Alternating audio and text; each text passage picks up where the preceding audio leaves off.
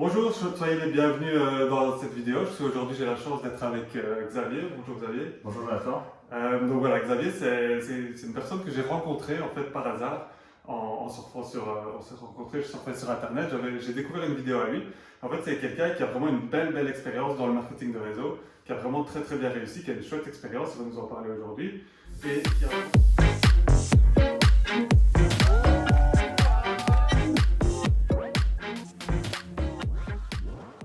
Voilà, Xavier, si tu peux te présenter rapidement, Bien sûr. expliquer un peu ton parcours et voilà, te présenter. Ok. Donc Xavier, j'ai 31 ans, à date donc, de 2019-2020, pardon. Donc je suis un entrepreneur de base, donc j'ai commencé ma carrière tout d'abord à la base en tant que freelance pour le métier du cinéma et de la télé, dans lequel j'ai fait quelques années. Et puis ensuite je me suis dirigé vers l'entrepreneuriat classique. En ouvrant en fait un e-commerce moto et puis une marque qui est devenue une marketplace qui a duré 7 ans sur le marché français, qui a relativement bien fonctionné. C'était une très belle aventure.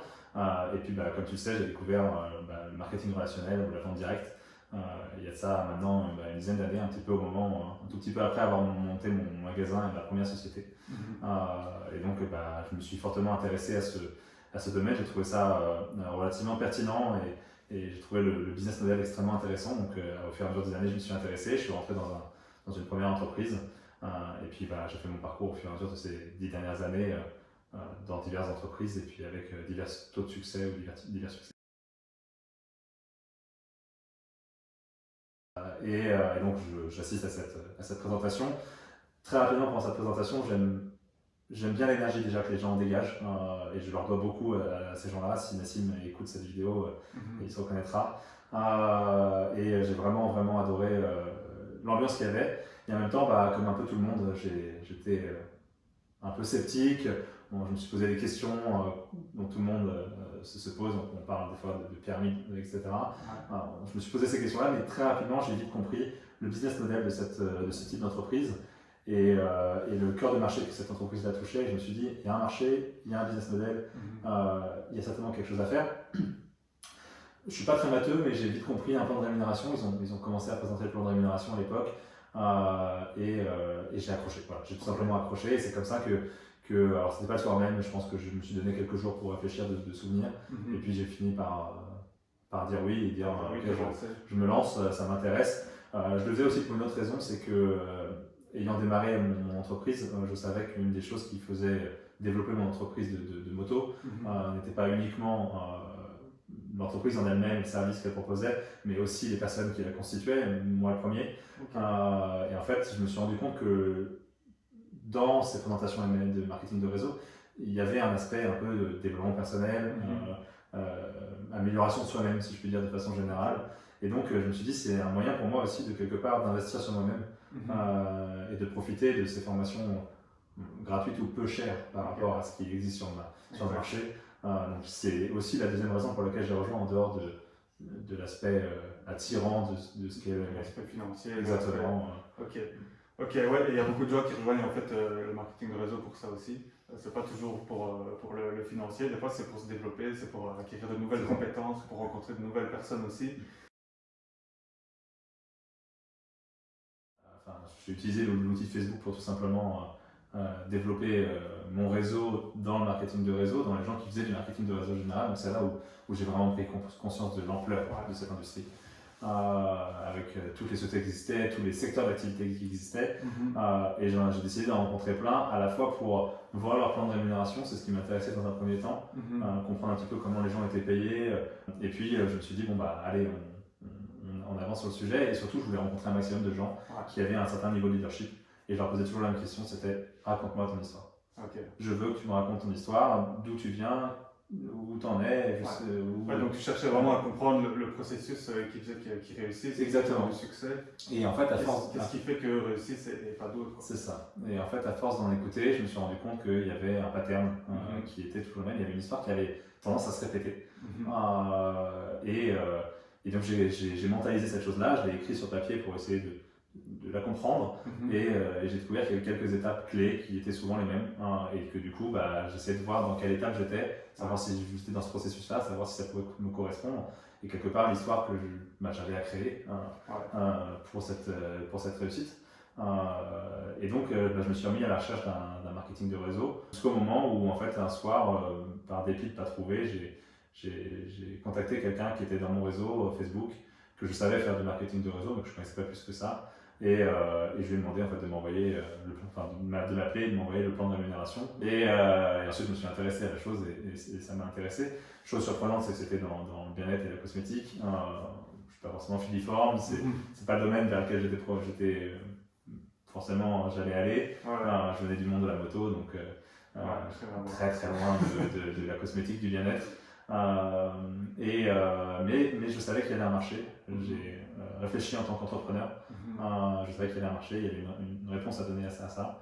Et j'ai dit ok, ça me plaît, c'est le plan de rémunération que j'attendais, c'est un produit qui répond à un besoin. Donc ça, c'est ce qui a déterminé ton choix de qui a déterminé dans cette entreprise, dans cette dernière entreprise que j'ai faite. Vraiment, il y a un marché, il y a un bon plan de commission. Il y a un bon timing aussi, l'entreprise vient de démarrer, le timing ne fait pas tout. On peut rentrer des années plus tard, exploser le marché. Je peux parler de plein de gens comme ça. Maintenant, je savais que voilà, je jouais aussi sur la nouveauté, sur un produit dont on n'avait jamais entendu parler sur le marché francophone et certainement européen, sur un besoin qui répondait vraiment à une souffrance chez les gens, psychique et physique. Donc voilà, je me suis dit. Et alors, on était dans le secteur du cosmétique, c'est ça, de la perte de poids? Exactement, cosmétique, perte de poids, minceur de façon générale. Et puis donc voilà, il y avait aussi un début d'engouement à l'époque pour cette entreprise-là au niveau français. Mais ça, j'en avais pas forcément conscience à l'époque, un petit peu, mais que très légèrement. Ok, super, merci beaucoup. Et tu as atteint tes objectifs donc, dans cette société-là? Tu as été plus loin que ce que tu ne le pensais, ou c'était plus difficile que ce que tu ne le pensais? Tu es arrivé à quel niveau de satisfaction, je veux dire, par rapport à tes résultats vraiment Alors, j'ai toujours atteint des niveaux de leadership, surtout dans les 2 dernières entreprises. J'avais toujours atteint un rang de leadership. Mais ce qui était surprenant, c'est que là, je démarrais ça vraiment en complément de mon magasin de moto. Et je faisais ça qu'à quelques heures par semaine. Vraiment, c'était vraiment quand j'avais le temps, essentiellement entre midi et 2, le soir un peu plus tard. J'avais mes clients à gérer, ou dans des moments de creux quand j'avais pas de clientèle en magasin, parce que entre 14h et 16h, il n'y a pas forcément grand monde, les gens viennent plutôt après le travail. Donc je faisais ça un petit peu à ces moments perdus. Et puis de fil en aiguille, assez rapidement, en fait, une première équipe s'est créée près de chez moi. Puis ça s'est développé sur Nantes, puis ça s'est développé du côté de Strasbourg, puis dans le sud. Et puis sur l'île, un petit peu en Belgique, et puis en fait ça commençait à partir de partout. Donc je commençais à me déplacer, et puis jusqu'à un point où je me suis dit est-ce que ça vaut le coup que je continue mon activité de moto, que j'adore, etc. Est-ce que finalement, je ne suis pas plus épanoui dans ce que je fais aujourd'hui en marketing de réseau, et ce qui était vraiment le cas. Donc j'ai pris la décision d'arrêter mon entreprise, de vendre ce qu'il y avait à vendre, et de faire du marketing de réseau à temps plein. À cette époque-là, j'ai atteint des rangs leadership qui m'ont permis d'aller sur scène à la convention internationale, de voyager un petit peu partout en France et en Europe, faire plein de belles choses avec des équipes plus ou moins grandes, et puis d'être en soutien avec mes uplines, avec des crosslines. On a fini par faire des événements assez incroyables. C'est une très très belle expérience, et je le souhaite.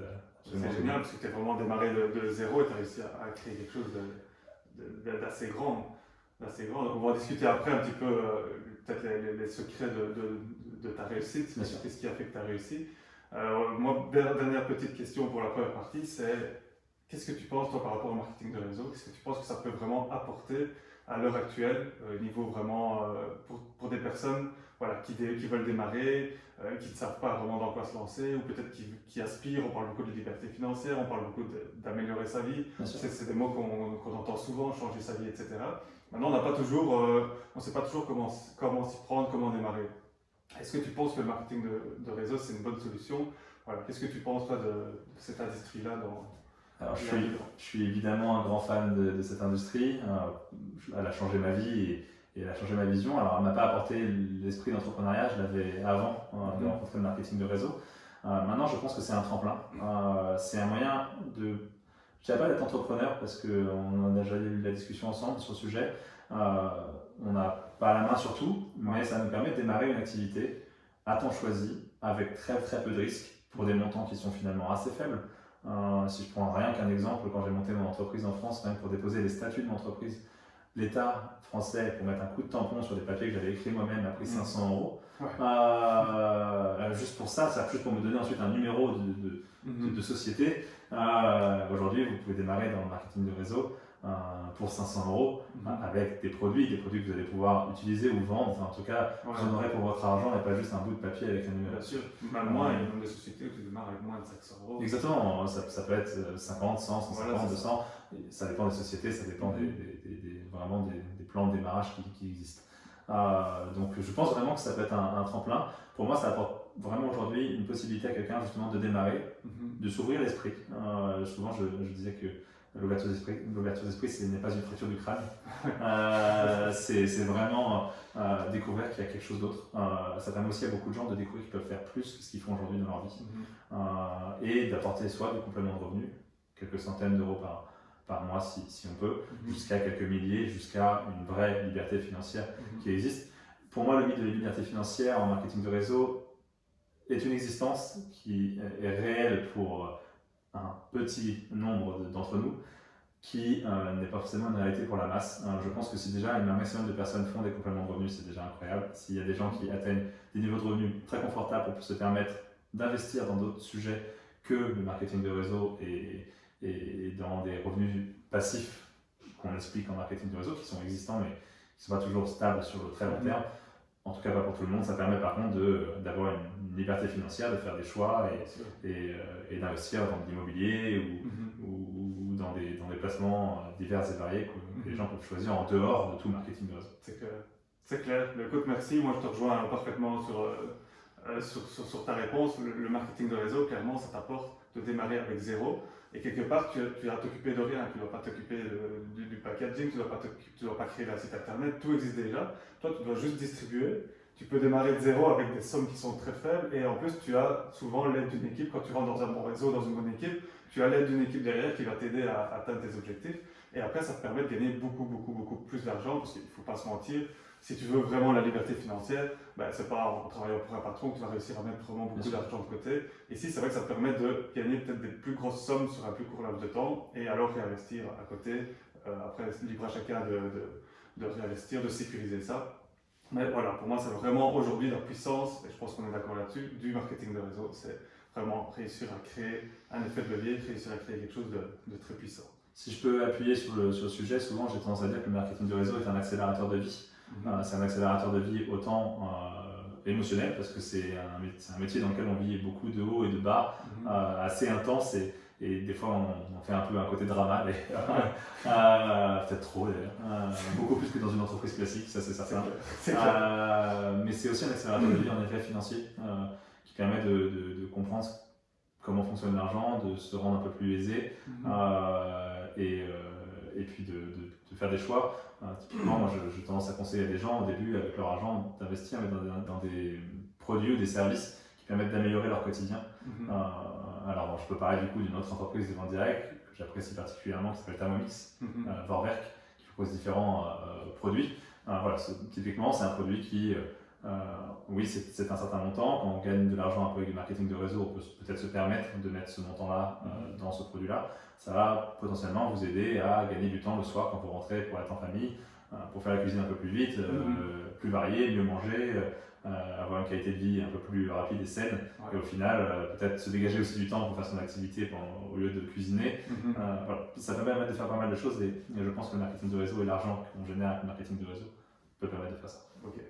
Donc voilà, donc deuxième partie, un peu des techniques, un peu tirées de ton parcours, de ton expérience. Toi, à quoi tu attribues le succès? Parce que tu as quand même eu beaucoup de succès, et tu disais justement que tu voyais des leaders qui avaient du succès et que tu te demandais pourquoi eux réussissaient et d'autres personnes peut-être ne réussissaient pas. À quoi tu attribuerais toi ta réussite, ton succès? Quels sont tes secrets quelque part? Non, je ne sais pas si c'est des secrets, je pense qu'on est tous à peu près d'accord pour avoir les mêmes idées sur un certain succès en marketing de réseau. Après, ce qui a vraiment fait la différence pour moi, la première des choses, c'était, comme je disais, d'apprendre et d'apprendre à me développer personnellement, avoir un peu de recul sur enfin avoir même beaucoup de recul sur moi-même, pas un peu, mais beaucoup de recul sur soi-même, sur des situations, sur comment on prend les choses. Déjà, ça permet un petit peu d'avancer dans la vie de façon générale. Et puis après, ça a été mon niveau, ce que certaines personnes appellent d'anciennabilité. Quelle est ma capacité à apprendre, à me remettre en question des choses qui sont des croyances chez moi. Ça peut être au niveau de l'argent, ça peut être au niveau de blocages vraiment personnels, ou de se dire, ou de préjugés. Typiquement en marketing de réseau, souvent on a tendance à un peu trop vite préjuger les autres. Est-ce que je dois leur en parler, est-ce que je dois pas leur en parler, mais lui ça va l'intéresser, mais lui ça va pas l'intéresser, il gagne très bien sa vie, ou t'as vu comment il est, etc. En fait on n'en sait rien, et il faut réussir à mettre de côté tout ça. Et puis s'il y a d'autres choses, après ça va être justement à être capable d'appliquer bêtement et méchamment des techniques qui ont été faites par plein d'autres personnes avant. On a tendance à vouloir réinventer la roue. C'est un grand classique. Je pense qu'on fait tous cette erreur. Je pense qu'on est à peu près tous obligés de passer par un certain nombre d'erreurs de démarrage. L'idée pour moi, c'est simplement de ne pas abandonner. On est dans toute entreprise, n'importe laquelle, même classique. Lorsqu'on démarre, on fait des erreurs. Cette erreur, on la paye. On la paye soit en argent, soit en temps, soit en émotionnel. Par contre, on peut toujours en retirer un bienfait et puis une expérience, un apprentissage. Ok, donc tu étais quelqu'un d'enseignable, de coachable. Je dis pas que j'étais toujours, mais je l'ai forcé, c'est sûr à certains que je l'ai été. Tu te remettais en question. Exactement. Et puis je te parlais tout à l'heure dans la première partie le fait que je suis allé voir différentes personnes qui avaient eu du succès pour pouvoir voir un petit peu quelles étaient leur expérience. Et en fait, ce pattern que j'ai découvert, vraiment, je me suis dit, ok, en fait, il est vraiment très régulier. Ouais. Donc, s'il est si régulier ça, c'est qu'il y a certainement des schémas mentaux qu'il faut que j'applique, et puis des attitudes. Pourquoi la quasi-totalité des gens que j'ai rencontrés m'ont parlé d'appel à 3 Bah, il faut que je fasse des appels à 3. Pourquoi les gens m'ont dit que il fallait faire une liste de noms, voilà, ce genre de choses. Et puis des fois, en fait, même en grandissant, en devenant un leader, ou même si je peux appeler ça un leader dans une entreprise, on a tendance au fur et à mesure du chemin à oublier certaines choses. Souvent, il y a une histoire que je raconte, il y a eu un moment où je me suis senti un petit peu perdu dans mon activité. Ça stagnait, ça avançait, mais gentiment, et je ne trouvais pas d'élan plus fort que ça. Et j'ai fini par aller parler au numéro 1 de l'entreprise, en disant, voilà, je suis dans telle situation. Et ce mec m'a répondu par une question. Qu'est-ce que tu faisais au moment où ça cartonnait que tu ne fais plus aujourd'hui?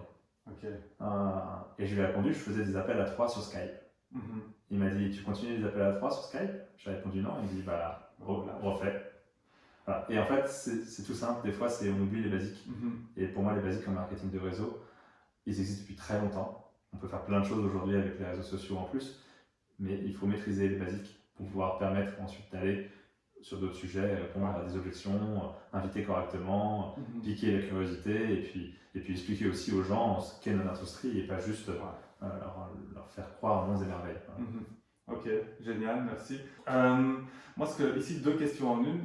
Je voulais te demander un petit peu comment ça s'est passé tes débuts, mais vraiment, tu sais, tes premières semaines, vraiment en chiffres, tu vois, parce que je sais qu'il y a des gens qui aiment bien les chiffres, savoir combien de personnes tu as vues, combien de personnes sont rentrées dans ton réseau rapidement. Voilà, tes premières semaines, tes premiers mois, comment ça s'est passé? Et alors, 2 parties de la question. Deuxième partie de la question, les obstacles que tu as rencontrés au cours de ta carrière, parce que tu as quand même atteint des hauts niveaux de leadership. J'imagine que tu as eu des étapes, tu as eu des blocages, tu as eu des remises en question. Voilà, quels ont été aussi tes plus gros obstacles et comment tu as réussi à les franchir? Bien sûr. Alors, pour moi, il y a eu 2 démarrages. Finalement, marketing de réseau, il y a eu le premier, il y a eu vraiment le premier où j'étais dans cette salle, comme tout le monde.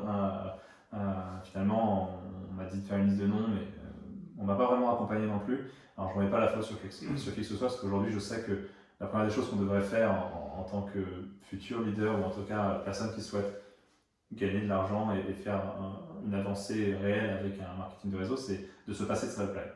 On devrait tout faire en fait pour ne jamais avoir besoin de demander à qui que ce soit de sa pipeline comme soutien, ou en tout cas d'être capable de le faire. Ça ne veut pas dire qu'on ne peut pas le faire avec eux, évidemment, et c'est souvent une grande joie de se le faire tous ensemble. Maintenant, j'ai pas forcément...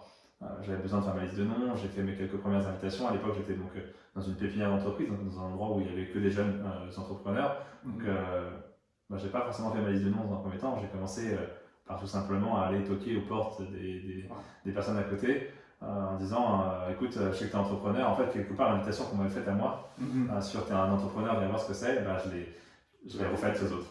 Mais il y a des gens que je connaissais indirectement, que je croisais régulièrement dans les locaux. Puis mon deuxième démarrage, puisque dans cette entreprise-là et dans la suivante, j'avais beaucoup utilisé mon marché chaud, donc j'avais fait après cette liste de noms et j'avais utilisé cette liste de noms. Dans cette liste de noms, typiquement, je me suis rendu compte, tu parlais d'un obstacle, donc je vais un petit peu digresser entre temps, j'ai fait ce que beaucoup font, pourtant on m'a dit de ne pas le faire, mais je l'ai fait quand même. C'est tout simplement, j'étais tellement excité par une opportunité, surtout l'opportunité que j'avais moi-même écrite, donc je connaissais toute la vision, enfin j'avais une réelle vision au point de vouloir créer une entreprise.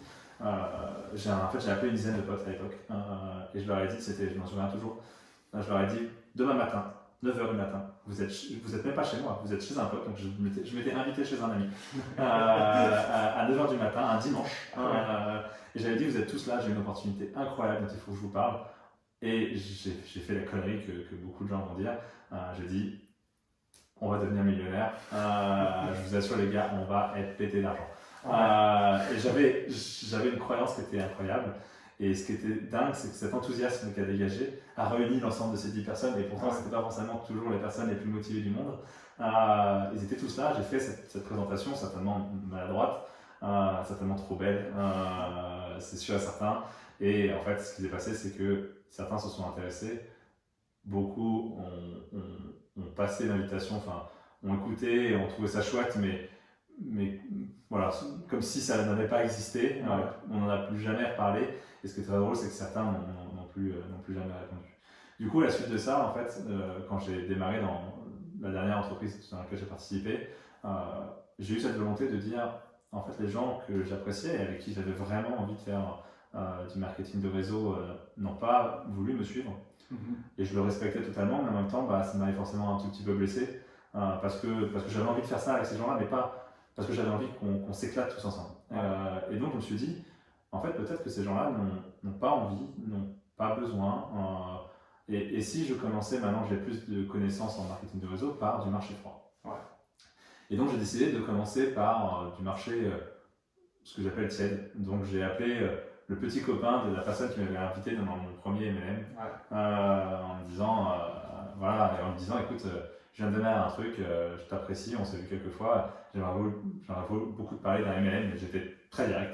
Je viens de démarrer quelque chose, j'aimerais qu'on démarre ensemble. Je t'en parle, ça te plaît, tant mieux, ça te plaît pas, tant mieux. Et après, j'ai fait deux amis comme ça. Et puis c'est comme ça que ça a démarré, donc j'ai commencé par ça et après je me suis dit je ne fais que du marché froid. Et là j'ai commencé à taper un petit peu les réseaux sociaux à l'époque, les groupes, et puis beaucoup de relationnels. En fait une personne m'en a emmené vers une autre, et puis une autre, et puis en fait mon réseau s'est beaucoup développé comme ça. Des rencontres, des networking, mais quasiment que du marché, ce que moi j'appelle de la sales, c'est-à-dire des gens que je ne connais absolument pas. C'est même pas, je les rencontrais une fois, j'en discutais, je les invitais, je les rentrais dans une liste de noms, j'apprenais un peu à les connaître, je leur posais des bonnes questions. Et puis voilà, après forcément j'ai eu des challenges. Le plus grand challenge qu'on a souvent en marketing de réseau, ça se voit pas forcément comme ça, mais je suis quelqu'un plutôt d'introverti. Donc je peux parler facilement à quelqu'un une fois que j'ai établi une communication, mais la première communication est toujours extrêmement difficile pour moi. Donc tu imagines bien que le jour où on m'a dit écoute, le speaker qui devait parler du plan de rémunération de Hitworks n'est pas disponible. C'est à toi et c'est maintenant. Et ils sont 250 dans la salle. Il y a eu un petit moment de blanc et un petit moment de pression. Je l'ai fait en ayant la main tremblante, en parlant. Et en fait, tout le monde a trouvé ça génial. Et ça a été un frein parce que j'avais peur de le faire. Et en même temps, en faisant, je me suis rendu compte que d'une, ça ne m'avait pas tué. Et de deux, les gens avaient trouvé ça pertinent. Et surtout, ça m'a permis de me rendre compte d'une chose, c'est que les gens aiment bien les faiblesses. On ne peut pas être toujours surhumain en marketing de réseau, on a tendance à édifier les leaders en rang de champion. Et en fait, on ne sait jamais ce qui se passe dans leur tête, on a tous des faiblesses. Et voilà. Et après, il y avait forcément l'apprentissage de comment gérer une équipe, avec son lot de déconvenus qui existent. Et aussi beaucoup de très très très belles choses, beaucoup de belles découvertes, beaucoup de belles rencontres. Voilà. Ok, génial. Écoute, merci beaucoup. Et donc, tu dis que toi, tu as beaucoup travaillé sur les réseaux sociaux, mais aussi dans la vie de tous les jours. C'était quoi essentiellement? Alors, Ouais. Comment tu fonctionnais toi? Voilà, parce que je sais que beaucoup de personnes se posent la question, justement, c'est sur le parrainage, trouver des nouveaux distributeurs. On sait qu'il faut trouver des nouveaux distributeurs pour créer une équipe puissante, mais on pose souvent la question, est-ce que c'est plus sur les réseaux sociaux? Est-ce que c'est dans la vie de tous les jours, ça fonctionne toujours? C'est quoi ton point de vue toi là-dessus? Alors, mon point de vue, c'est que moi, j'aime beaucoup le terrain. En fait, j'ai deux points de vue. J'ai un point de vue qui a évolué, puisque les réseaux sociaux ont aussi évolué depuis le temps. Mon premier point de vue à l'époque, c'était les réseaux sociaux, ça peut servir, mais faut savoir quand même l'utiliser. Il n'y avait pas tous les outils de création graphique qu'on connaît aujourd'hui, qui permettent de faire des choses assez simplement. Moi, j'y connais rien en graphisme. J'ai des notions, mais pas capable de faire une affiche, par exemple, ou de faire quoi que ce soit. Finalement, la simplicité pour moi, c'était le contact direct. Les relationnels qu'on pouvait se faire, aller dans des salons, aller dans des meet-up, dans les networking. Il y a plein d'applications aujourd'hui qui permettent de voir des événements, même gratuits, qui se passent autour de chez soi. En fait, j'allais toujours dans une optique de me dire, je vais rencontrer des gens incroyables. Je ne vais pas pour les inviter à venir voir mon marketing de réseau, je vais d'abord rencontrer des gens. Okay. Évidemment, du coup, les réseaux sociaux se sont greffés par-dessus. Alors moi, je n'étais pas un grand fan et un grand utilisateur des réseaux sociaux pour m'auto-promouvoir, mais plutôt pour poster mon activité, parler de mon activité sur différents groupes sur les réseaux sociaux. J'avais des gens de mes équipes qui étaient très très bons à ça. Depuis, il s'est créé le self-branding, donc l'autopromotion. Maintenant, il y a les stories, il y a plein de choses. Donc, je pense aujourd'hui que le marketing de réseau peut être fait en grosse partie sur les réseaux sociaux, divers et variés, qu'il faut bien les maîtriser. Ça peut être très utile quand même te desservir, mais par contre c'est un moyen de communication qui permet de toucher beaucoup plus massivement des endroits même improbables dans lesquels tu serais potentiellement jamais allé. Ça permet aussi à des gens qui sont dans les petits villages de se permettre de réussir en fait beaucoup plus rapidement qu'à une époque. J'ai aujourd'hui une connaissance dont ses parents sont des top leaders dans une très grosse compagnie multinationale reconnue mondialement. Et qui à l'époque ont tout fait par téléphone fixe dans le fin fond de la Creuse. Aujourd'hui, voilà, on a la possibilité de faire la même chose, mais de façon plus puissante, donc autant en profiter. Maintenant, je considère que les basiques sont toujours les mêmes. Créer du relationnel avec les gens, même sur les réseaux sociaux, c'est important. Les nouveaux moyens de réseaux sociaux comme les stories permettent de créer du lien avec les gens. Moi, je vois tes stories de façon régulière et j'ai l'impression du coup qu'on a un peu de parler tous les jours, alors qu'en fait, on ne se parle pas tous les jours, mais je te vois tous les jours. Mais ça fait ça les stories. Voilà, et ça crée cette proximité qu'on a. Super puissant. Donc pour moi, c'est quelque chose à forcément utiliser. Faut utiliser les bonnes plateformes au bon moment. Toutes sont à utiliser techniquement. Maintenant, il y a des plateformes qui, on avait discuté une fois sur, je prends l'exemple de TikTok qui est actuellement un petit peu le nouveau moyen de communication des très jeunes, mais qui est aussi en train de mûrir. Il y a des gens de plus en plus âgés et des trentenaires, beaucoup de trentenaires qui arrivent sur la plateforme. Donc finalement, c'est des gens qui nous intéressent en marketing de réseau et ces gens-là peuvent être touchés grâce à ça. Et la possibilité d'atteindre un maximum d'utilisateurs très simplement en étant absolument personne est incroyable. Il y a aujourd'hui plein de gens qui percent sur TikTok en tant qu'influenceurs, ayant des millions de vues et des milliers ou des millions d'abonnés, alors qu'ils étaient absolument personne sur Instagram. Et Instagram était de TikTok il y a 5 ans, et Facebook y était il y a 10 ans. Donc pour moi, c'est forcément à utiliser. Donc, bien utiliser les réseaux sociaux, très puissant, mais ne pas oublier de faire du relationnel, de sortir de ces réseaux sociaux à un moment, même quand on a des gens qui rentrent dans l'équipe. Moi, c'est mon point de vue, c'est de créer quand même des rencontres, des relations en tout cas, parce que ça reste quand même la base du marketing relationnel, tout simplement. L'exemple typique que j'ai tendance à donner, moi, c'est que je suis un vrai gamer de jeux vidéo et de World of Warcraft, entre autres. Et le meilleur souvenir que j'ai de World of Warcraft, c'est des années de jeu et une rencontre. Et le meilleur souvenir, c'est cette rencontre. Cette rencontre où d'un seul coup, le personnage virtuel qui était devant moi devient une personne physique avec un nom, un prénom, un visage que je n'avais jamais vu, et c'est un super souvenir. Et je pense que le marketing de réseau, il faut faire ça. Alors, on voit plus les gens, évidemment, c'est pas un avatar, mais ça paraît extrêmement important de garder du lien le plus régulièrement possible. Les Zooms, etc. permettent de le faire, mais rien ne vaut un bon resto, ou une bonne rencontre, ou une bonne rigolade quelque part. Allez, super, merci. Donc maintenant, j'aimerais bien te poser une question. Si tu devais donner des conseils, vraiment, si tu avais quelqu'un qui démarre, qui connaît rien, il se dit, voilà, moi je démarre dans le marketing, je démarre dans ta société, j'ai envie vraiment d'améliorer, d'aller chercher un rang de leader, ici le plus rapidement possible, mais il n'y connaît rien, qu'est-ce que tu lui donnerais toi comme conseil? La première des choses, c'est forcément, je pense que tout le monde en parle, c'est le mindset, c'est d'avoir cet esprit d'entrepreneuriat, mais je parle vraiment d'entrepreneuriat et de volonté de réussir.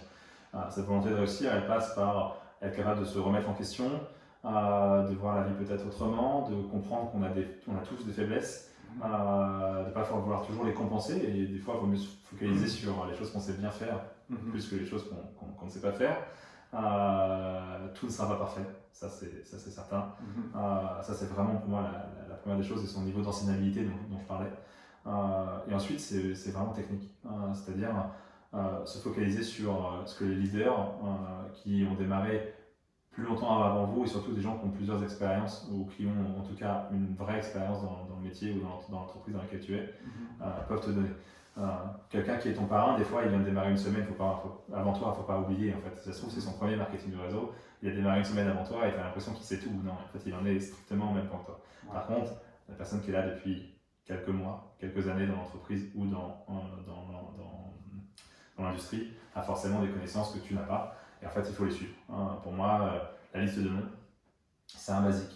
Il faut la faire, c'est ultra utile pour plein de choses, même si demain vous changez d'activité. Je prends l'exemple d'entrepreneurs classiques qui aujourd'hui démarrent. Qu'est-ce qu'on fait? On appelle les gens qu'on connaît et le réseau qui travaillent chez telle ou telle entreprise parce qu'on a un service à lui vendre ou parce qu'on peut lui demander si lui il connaît quelqu'un. Et souvent, moi j'ai tendance à utiliser ça. Souvent, aujourd'hui, quand j'utilise mon marché chaud, je ne les appelle pas pour leur dire est-ce que tu es intéressé par. Je leur dis plutôt voilà, je viens de démarrer dans telle chose, est-ce que tu connais quelqu'un qui serait intéressé par tel ou tel bien ou service? Ce qui va se passer, c'est qu'il y a des chances qu'il ait une ou plusieurs personnes en tête, c'est même quasiment sûr, et potentiellement il va être un petit peu blessé dans son ego et se dire moi d'abord, moi je suis intéressé. Et donc voilà, ce genre de petites techniques, ça me paraît important. Donc la liste de noms, une bonne invitation, ne pas hésiter à s'appuyer sur quelqu'un qui est là depuis un peu plus longtemps et qui a une réussite certaine, savoir l'écouter, savoir dupliquer cette information, copier-coller. Dans les entreprises comme ça, aujourd'hui j'interviens pour des entreprises de vente directe ou des entreprises classiques sur toute la partie commercialisation, et souvent ce que je dis, même quand je rentre moi dans une entreprise et que j'apprends moi-même les process, je me mets derrière le meilleur et je fais du shadowing, c'est-à-dire je me mets derrière lui et je ne fais que l'écouter et je mimique ses paroles, ses mots, et j'essaie de comprendre ce qui fait la différence par rapport aux moins bons ou aux gens classiques. Ça ne veut pas dire que j'atteindrai à son niveau. Ça veut simplement dire que je vais essayer en tout cas de m'y rapprocher. Et puis peut-être qu'à un moment, j'aurai ma façon de faire, mon petit truc, qui fera que j'exploserai les chiffres ou que je deviendrai numéro 1. Mais peu importe, devenir numéro 1, c'est pas forcément toujours. C'est pas le plus important. Être heureux est plus important. Et s'il y a vraiment une chose que je souhaite vraiment dire dans cette interview, c'est vraiment ça. Aujourd'hui, il y a beaucoup de gens qui. Et s'il y a vraiment quelque chose sur lequel je veux vraiment mettre un appui sur cette interview, c'est vraiment sur ce côté plaisir et sur le fait d'être heureux lorsqu'on fait du marketing de réseau.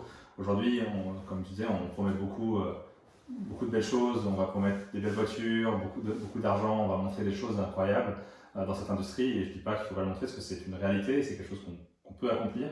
Ça montre aussi un certain chemin, et puis ça donne envie à certains qui ont vraiment très envie de réussir. En tout cas, ça leur montre un certain succès. Je pense qu'aussi la majorité des succès dans le marketing de réseau réside dans le fait de pouvoir faire soit des compléments de revenus, soit un revenu, mais des fois en parallèle d'une activité première, et que être heureux, c'est plus important. L'argent qu'on génère avec le marketing de réseau permet d'avoir plus de temps. C'est fort agréable, on a des choix, on peut rester un peu plus à la maison, être plus avec ses enfants, faire des loisirs qu'on n'aurait peut-être pas fait avant, peu importe son âge finalement. Mais par contre, j'ai vu trop de gens avoir comme espoir de faire beaucoup d'argent, certains y arriver, mais continuer à être malheureux parce qu'à la base ils étaient malheureux. Et donc je préfère voir quelqu'un aujourd'hui qui démarre dans cette industrie en étant heureux, ou en tout cas en voulant aller vers un certain bonheur, que le marketing de réseau lui apporte un réseau justement, des personnes qui l'entourent, du soutien, Voilà, pas oublier de s'éclater, de prendre du fun. Exactement, de faire du fun, d'aller à des événements, des bons souvenirs, aller à des événements internationaux, louer une voiture. Nous, on faisait souvent ça parce qu'on est dans des entreprises américaines. C'est cliché, hein, mais le bon français qui loue la voiture décapotable américaine qui coûte pas très cher en réalité là-bas, mais qu'on peut pas forcément se permettre ou qu'on n'a pas envie de se permettre en France pour notre quotidien.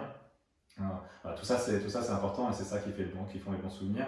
Ça va permettre aussi d'aller plus vite et au final, moi ce que je retiens, et c'est souvent ce que les retours que j'ai aujourd'hui de gens qui étaient dans mes équipes, qui vont me dire voilà, merci parce que finalement ce que tu m'as apporté c'est plus d'aisance. Aujourd'hui je parle mieux en public, j'ai pu aller je peux monter une entreprise parce que je suis thérapeute ou parce que j'ai créé une entreprise classique et ça m'a permis de mieux communiquer. Voilà, je vais mieux dans ma vie de façon générale. L'argent m'a apporté évidemment une certaine liberté. D'autres ont compris qu'ils étaient capables de peut-être d'aller chercher plutôt une liberté de mouvement. Des fois, ce que les gens aussi viennent chercher dans le marketing de réseau, c'est pas l'argent, c'est plus la possibilité de faire un métier de chez soi ou de là où on veut. Parce que qu'est-ce qui vous dit que demain votre conjoint ne sera pas muté ailleurs et que du coup, avec un marketing de réseau, que ce soit en France ou dans un autre pays, tu peux t'installer où tu veux. On peut y aller à partir du moment où c'est ouvert, évidemment, mais on peut aller presque partout. Et ça n'a pas de prix. Et pour moi, s'il y a vraiment une chose qui doit être impactant aujourd'hui dans cette interview, c'est vraiment cette notion-là. Que les gens doivent être heureux, que ce soit avec 500, 1000, 2000, 5000 ou plus. Ne pas croire que décrocher les 5000 va être la clé du bonheur, mais plutôt que exactement. Qu'il faut déjà être bien soi-même, prendre du plaisir dans ce qu'on fait, et qu'après, oui, l'argent va apporter un plus de bonheur, bien sûr, mais si on est déjà quelqu'un d'heureux et si on sait déjà apprécier les choses qu'on a. Et puis ça prend du temps aussi. Ça peut prendre du temps parce que cette interview elle dure 40 minutes, mais en fait, cette 40 minutes, ils ont duré pour moi 10 ans. 10 ans, c'est court et c'est long à la fois. Donc voilà, il faut avoir conscience que c'est un cheminement. Et il y a un entrepreneur que je suis depuis plusieurs années aujourd'hui qui s'appelle Gary Vaynerchuk, qui exprime souvent ça de cette façon-là en disant l'idée c'est d'aimer le process. Plus que l'objectif. L'objectif peut être grand pour aller vers un objectif important et se donner des ambitions, mais en fait ce qu'on aime c'est de recommencer encore et encore le même process. Et lui parle justement après de macro-patience et de micro-vitesse. Donc c'est d'avoir une patience longue sur un objectif qu'on s'est fixé soi-même, mais par contre de mettre de la vitesse sur des petites actions qui permettent d'avancer petit à petit vers son objectif. Ok. Génial. Merci beaucoup. Moi, je retiens en tout cas tous tes bons conseils. Vraiment, le mindset le plus important. Le mindset, c'est ça qui va te faire passer à l'action. C'est vraiment avoir le bon état d'esprit à la base, la motivation, d'aller chercher ça, puis de s'inspirer de ce qui fonctionne, pas réinventer la roue, faire les choses et prendre du plaisir tout le long du chemin. En fait, c'est l'idée de le trajet est plus important que le voyage est plus important que l'arrivée. C'est plus enrichissant de gravir la montagne que quand tu es au sommet. Ouais, c'est beau, mais bon, après, voilà, c'est toujours gratifiant, c'est toujours agréable, mais voilà, prendre du fun sur les événements. On a la chance de rencontrer des belles personnes, de faire énormément de rencontres, d'évoluer personnellement, de se découvrir aussi des talents qu'on ne soupçonnait peut-être pas, et de rencontrer, de faire de belles rencontres dans l'industrie. Notamment, toi, tu es quelqu'un que j'ai rencontré dans cette industrie, même si on n'était pas dans le même marketing de réseau, mais c'est vrai que c'est quelque chose de génial et moi j'adore vraiment ce que je fais, j'en suis ravi. Voilà, je sais pas si tu as quelque chose à ajouter, si on peut clôturer. Je pense qu'on a fait le tour de la question, mais c'était un vrai plaisir de faire cette interview et puis j'espère que ça servira aux gens qui la regarderont et, j'en suis sûr. Avec plaisir pour répondre à d'autres questions. S'il y a des gens qui aujourd'hui se posent des questions plus importantes sur le marketing de réseau, tu sais que je serai présent pour échanger avec toi et puis avec ta communauté aussi. Bien sûr, avec plaisir. En tout cas, merci beaucoup d'avoir pris le temps de faire cette interview avec nous. Et moi, je te souhaite de toute façon beaucoup de succès dans tes projets futurs. Je sais qu'on sera amené à en discuter, à se revoir et à avancer ensemble. Merci beaucoup. Merci beaucoup Xavier et à très bientôt. À très bientôt.